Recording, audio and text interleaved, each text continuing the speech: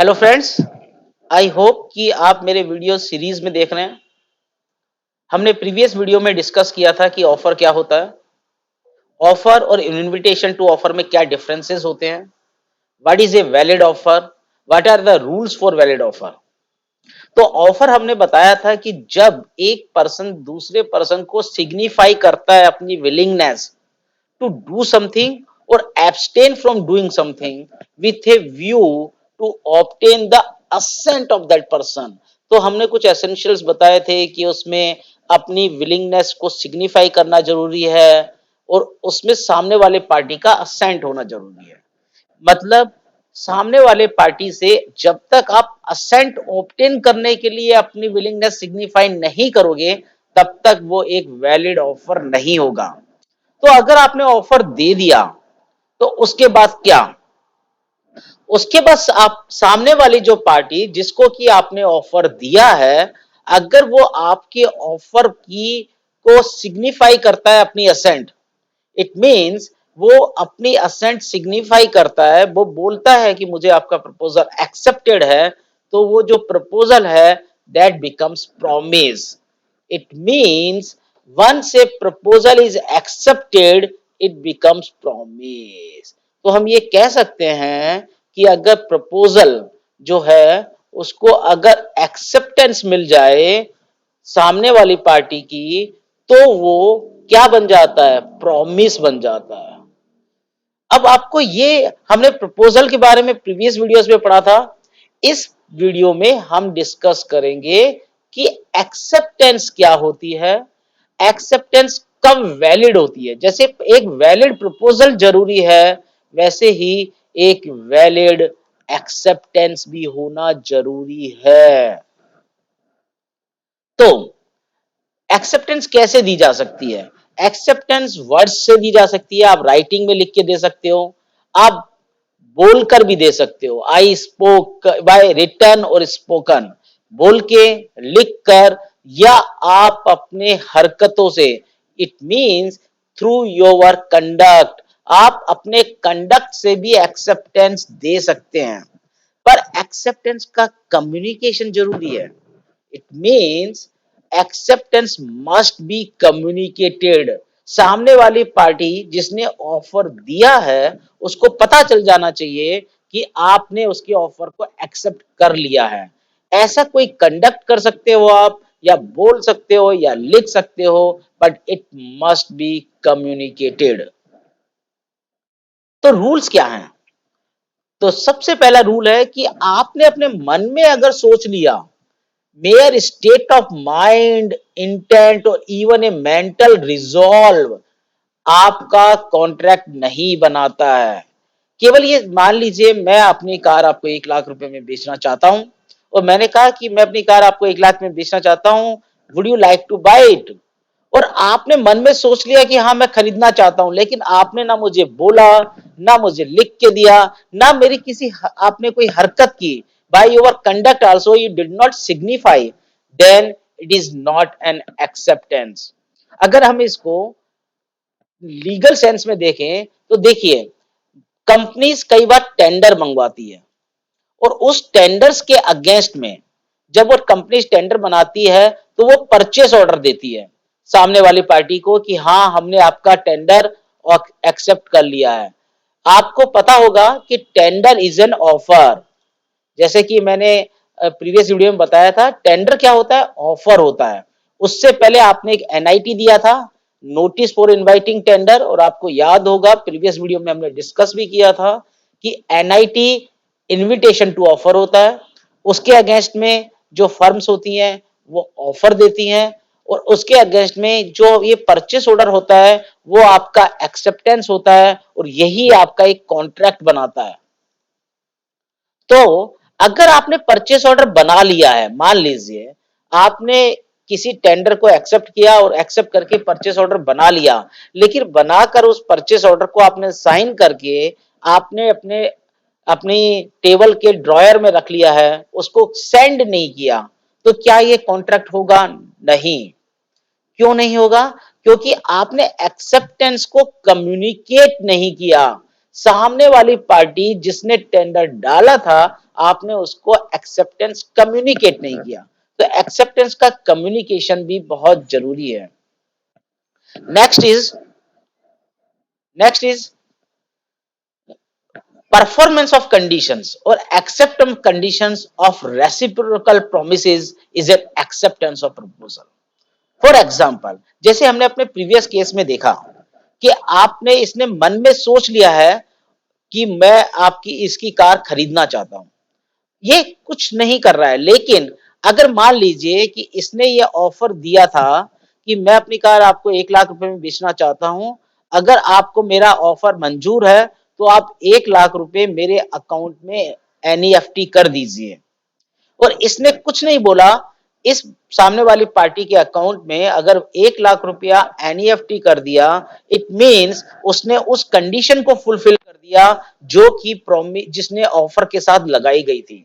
तो इस केस में यह माना जाएगा कि offer has been accepted by the other party. लेकिन ध्यान रखिए, एडवांस पेमेंट अगर किसी ने दिया और उसको आपने एक्सेप्ट कर लिया, specially in case of insurance, it doesn't mean कि कॉन्ट्रैक्ट बन गया। आपको पता होना चाहिए कि इंश्योरेंस इज एक कॉन्ट्रैक्ट। इंश्योरेंस जो आप कराते हैं, लाइफ इंश्योरेंस, व्हीकल का इंश्योरेंस, ये सब is also govern by the contracts. वो भी कॉन्ट्रैक्ट एक्ट का ही एक तरीके से, बेसिकली जो इंश्योरेंस एक्ट है वो भी कॉन्ट्रैक्ट एक्ट पे ही बेस्ड है। तो इसमें आप देखिए कि जब आप अपने जो जिसको इंश्योरेंस कराना होता है, वो क्या करता है, जो एप्लीकेंट होता है, वो इंश्योरेंस करने वाली कंपनी, इंश्योरर, जो इंश्योरर होता है उसको एप्लीकेशन देता है या एक तरीके से फॉर्म फिल करता है कि मैं आपसे इंश्योरेंस लेना चाहता हूं। और जैसा कि इसमें एक रूल है, इंश्योरेंस कराते वक्त जब आप एप्लीकेशन सबमिट कर रहे हैं तो आपको चेक या डिमांड ड्राफ्ट या एनईएफटी या कोई चेक आपको इस तरह से सबमिट करना पड़ता है अलोंग विद द एप्लीकेशन। तो इंश्योरर कंपनी, मतलब कोई इंश्योरेंस कंपनी ने अगर उस चेक को एनकैश करा लिया और एनकैश करा के मतलब अपने अकाउंट में डाल दिया है, इट डजंट मीन कि उसने आपकी जो इंश्योरेंस की एप्लीकेशन है उसको एक्सेप्ट कर लिया और उसकी लायबिलिटी स्टार्ट हो गई। नहीं, इंश्योरर की लायबिलिटी स्टार्ट होती है जब इंश्योरेंस की पॉलिसी कम्युनिकेट होती है एप्लीकेंट को। तो ये आपको ध्यान रखना है, it should be kept in mind कि in case of insurance cases अगर चेक को एनकैश करा लेना मतलब ऐसा नहीं है कि आपने उसके ऑफर को एक्सेप्ट कर लिया। अच्छा, acceptance must be communicated to offeror himself, मतलब आपको ऑफरर को ही कम्युनिकेट करना जरूरी है या उसके किसी एजेंट को जो कि ऑथराइज है इस काम के लिए। आप किसी थर्ड पार्टी को अगर एक्सेप्टेंस कम्युनिकेट कर रहे हैं तो वो एक्सेप्टेंस वैलिड एक्सेप्टेंस नहीं है। इसका एक लैंडमार्क केस है, फेल्डहाउस वर्सेस विंडले। क्या हुआ था इस केस में? इसमें एक फेल्डहाउस था, ये अंकल थे, और विंडले इनका इनका एक नेफ्यू था। वो नेफ्यू का नाम मान लीजिए एक्स है। ये अंकल ने अपने नेफ्यू, इनका जो नेफ्यू था उनके पास बहुत सारे हॉर्सेस थे। उनके पास बहुत सारे टाइप के डिफरेंट हॉर्सेस थे। वो हॉर्सेस को सेल करते थे, और इनको हॉर्सेस को सेल करने के लिए इन्होंने एक ऑक्शनियर रखा हुआ था, और उस ऑक्शनियर का नाम था बिंडले। अब क्या हुआ, ये जो अंकल थे, ये एक बार अपने नेफ्यू के घर आए, उन्होंने इनके हॉर्सेस देखे और उनको ये पर्टिकुलर हॉर्स पसंद आ गया। उस टाइम तो उन्होंने कुछ नहीं बोला, वो अपने घर वापस आए और उन्होंने एक लेटर लिखा। क्या लेटर लिखा नेफ्यू को कि I want to purchase your H1 या पर्टिकुलर हॉर्स इन से ए amount, let's say 5 pound or 5 pound, let's say I want to purchase your this horse in 5 pound. and if I don't get reply, I will consider the horse is mine. मतलब उन्होंने ये लिख दिया कि अगर मुझे तुम्हारे पास से 2 दिन या 3 दिन के अंदर रिप्लाई नहीं आया तो मैं ये मान लूंगा कि हॉर्स मेरा हो गया। इट मीन्स हॉर्स तुमने मेरे को बेच दिया है। जब ये नेफ्यू को लेटर मिला तो नेफ्यू ने मन में ये डिसाइड कर लिया कि ठीक है, मैं अपना हॉर्स इनको बेचता हूं अंकल को। पर जैसा कि हमने अभी बताया, आपने देख याद होगा आपको, आपने अगर नहीं है तो आप प्रीवियस बिल जाके देखिए। हमने डिस्कस किया कि केवल मन में सोचने से कम्युनिकेशन कंप्लीट नहीं होता है। एक्सेप्टेंस के लिए अंकल को बताना जरूरी था। लेकिन इसमें हुआ क्या, नेफ्यू ने अपने जो ऑक्शनियर है उसको ये बताया कि मैंने ये हॉर्स H1 हॉर्स अंकल का एक प्रपोजल आया है और मैंने प्रपोजल एक्सेप्ट कर लिया है और मैं ये हॉर्स इनको बेच रहा हूं। अब इस केस में क्या हुआ, H1 ने जो H1 हॉर्स था, ऑक्शनर ने जो विंडले था गलती से ऑक्शन करते हुए बाकी हॉर्सेस के साथ H1 हॉर्स को भी बेच दिया। तो अंकल को ये बात जब पता चली तो अंकल ने बिंडले को स्यू कर दिया। किस चीज के लिए स्यू किया, इसमें तो अंकल और बिंडले के बीच में कोई कॉन्ट्रैक्ट नहीं है। There is no contract between uncle and Bindley. और आपको पता होगा कि जब और हम आगे की वीडियोस में देखेंगे कि there is a privity of contract, मतलब केवल जो पार्टीज कॉन्ट्रैक्ट के पार्ट हैं वही केवल एक दूसरे को स्यू कर सकते हैं। लेकिन अंकल ने बिंडले को स्यू किया under the law of tort, means under the law of conversion, कि ये घोड़ा मेरा हो गया था और मेरे घोड़े को बिंडले ने बिना मेरे पूछे विदाउट माय परमिशन बेच दिया है, इसलिए इसको मुझे कंपनसेशन देना पड़ेगा। लेकिन बिंडले ने बोला कि इनका ये हॉर्स तो अंकल का हुआ ही नहीं था। क्यों नहीं हुआ था, क्योंकि जो नेफ्यू ने कम्युनिकेशन कंप्लीट नहीं किया था, अंकल को अपनी एक्सेप्टेंस नहीं बताई थी, ये एक्सेप्टेंस उन्होंने मुझको बताई थी। और ये कोई जो एक्सेप्टेंस होती है, ये एक्सेप्टेंस वैलिड एक्सेप्टेंस नहीं है, क्योंकि नेफ्यू को, जो भी नेफ्यू था उसको अगर अपना उनका प्रपोजल एक्सेप्टेड था तो वो ये बात अंकल को बतानी चाहिए थी। इट मीन्स इनका ऑफर वाज नेवर एक्सेप्टेड, और that's why the horse is not of Fedley, it is of nephew only। तो अब अंकल ने दूसरा प्ली लिया, जो फेल्डहाउस था उसने दूसरा प्ली लिया। क्या प्ली लिया, उसने बोला कि जो मैंने अपने लेटर में ये लिखा था कि अगर मेरे को 3 दिन के अंदर कोई रिप्लाई नहीं आएगा तो मैं मान लूंगा कि ये हॉर्स मेरा है। तो बिकॉज अगर मेरे को 3 दिन में नेफ्यू ने जवाब नहीं दिया, it means the horse is mine. Court ने बोला नहीं, it is not possible, silence can never be considered an acceptance. अगर आप कोई ऐसी कंडीशन नहीं लगा सकते अपने ऑफर में जिसको ना करने से आप उसका ऑफर बाय डिफॉल्ट एक्सेप्ट हो जाए, अदरवाइज ये बहुत मुश्किल होगा। आप समझिए, आप किसी को ऐसा ऑफर दे रहे हैं कि अगर आपने मेरा ऑफर ये नहीं किया ना तो मैं मान लूंगा कि आपने मेरा ऑफर एक्सेप्ट कर लिया। जैसे कि फॉर एग्जांपल, मैंने आपको रात को 10 बजे व्हाट्सएप किया, बोला कि अगर सुबह 5 बजे तक मेरे को आपने जवाब नहीं दिया ना तो आपका जो घर है वो 1,000 रुपए में मेरा हो जाएगा। अब आप सोचिए कि आपने वो ऑफर देखा नहीं देखा और आपने मानो जवाब नहीं दिया, तो क्या 5 बजे वो घर मेरा हो जाएगा? It is not possible. That's why the silence is never considered acceptance. तो आप देखिए कि ये जो केस है फेल्डहाउस वर्सेस बेडले में, 2 पॉइंट इसमें एस्टेब्लिश्ड हुए थे, 2 रूल्स हुए थे। पहली बात तो कि एक्सेप्टेंस ऑफरर को देना जरूरी है, और दूसरा साइलेंस कभी भी एक्सेप्टेंस नहीं हो सकता। आप कोई भी ऐसी कंडीशन नहीं लगा सकते जिसका मतलब ये हो कि ऑफर एक्सेप्ट हो गया अगर उसको ना किया गया हो तो। कम्युनिकेशन एक्सेप्टर को ही देना जरूरी है, कोई थर्ड पार्टी आके एक्सेप्टेंस कम्युनिकेट करता है जो कि उसका एजेंट नहीं है तो वो वैलिड कम्युनिकेशन नहीं होगा। लेकिन जैसा कि हमने पिछले वीडियोस में ऑफर वाले वीडियो में आपको बताया था कि यूनिलैटरल जो ऑफर्स होते हैं जिसमें आप किसी को खोने पर या कोई रिवार्ड देते हैं तो उसमें एक्सेप्टेंस जरूरी नहीं है। उस केस में अगर आपने परफॉर्मेंस भी कर दिया ना तो वो वैलिड एक्सेप्टेंस माना जाता है। Performance is an acceptance in case of unilateral contract.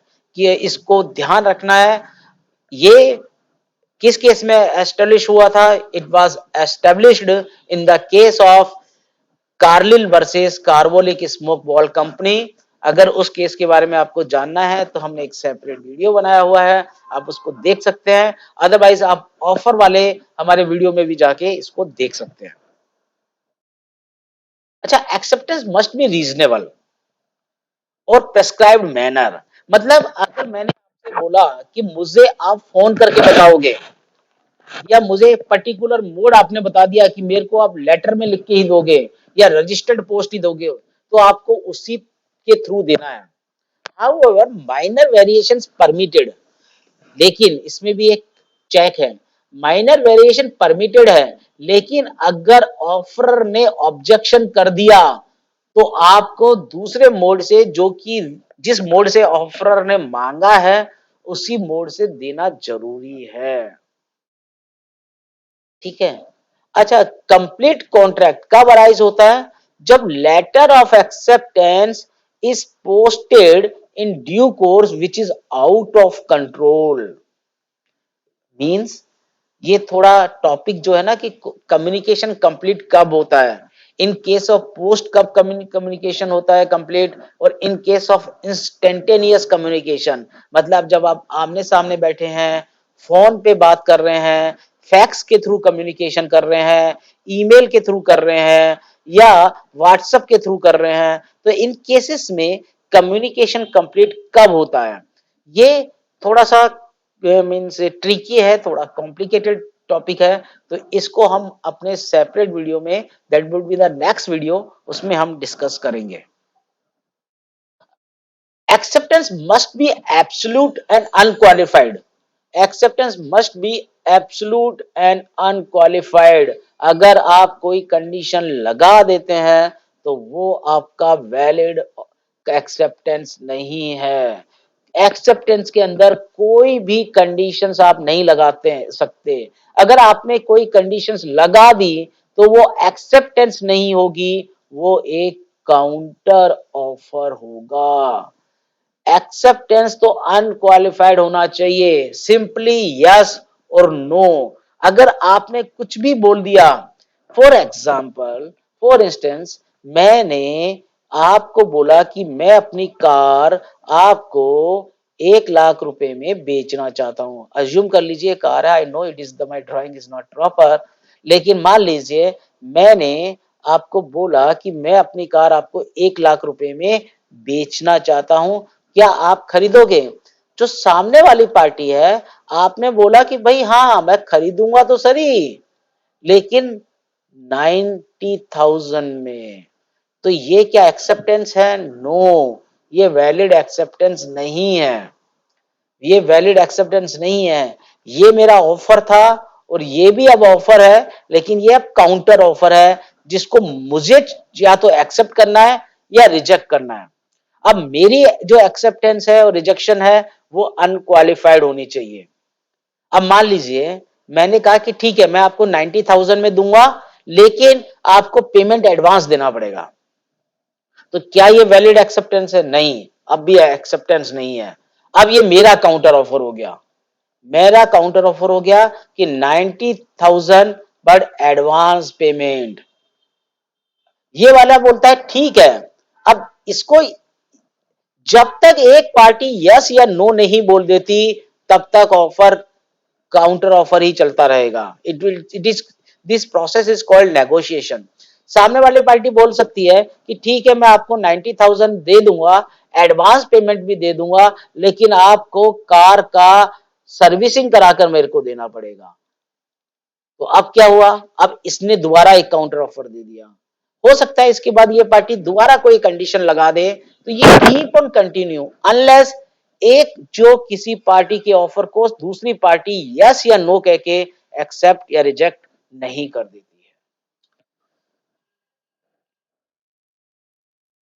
So acceptance of a conditional offer with a further condition does not result in a concluded contract. It is simply a counter offer है। सामने वाली party को वो binding नहीं होगा। इसके ऊपर एक बहुत ही लैंडमार्क जजमेंट है Padia timber company versus board of trustee of Visakhapatnam port trust. इसमें क्या हुआ था, पोर्ट ट्रस्ट ने एक टेंडर फ्लोट किया और उस टेंडर में उन्होंने बोला कि हमको वुडन स्लीपर चाहिए। पाडिया टिम्बर कंपनी ने उसमें ऑफर दिया और उसमें ये लिखा कि हमारा हम ये जो रेट दे रहे हैं इसका कंडीशन ये है हमारे ऑफर की कि इंस्पेक्शन हमारा केवल हमारे डिपो पे ही होना चाहिए। मतलब सप्लाई करने से पहले आपकी आपका कोई पर्सन आए और वो आके इंस्पेक्शन कर ले। जनरली कंपनी जब एक दूसरे को वो करते हैं तो इस तरह का मतलब ये होता है। अब इसमें क्या हुआ कि पोर्ट ट्रस्ट ने ये एक्सेप्ट इसका ऑफर एक्सेप्ट कर लिया, लेकिन उन्होंने एक कंडीशन क्या किया, इस कंडीशन की जगह ये लिख दिया कि हम इंस्पेक्शन तो करेंगे लेकिन हमारा फाइनल इंस्पेक्शन हमारे यहाँ पे होगा।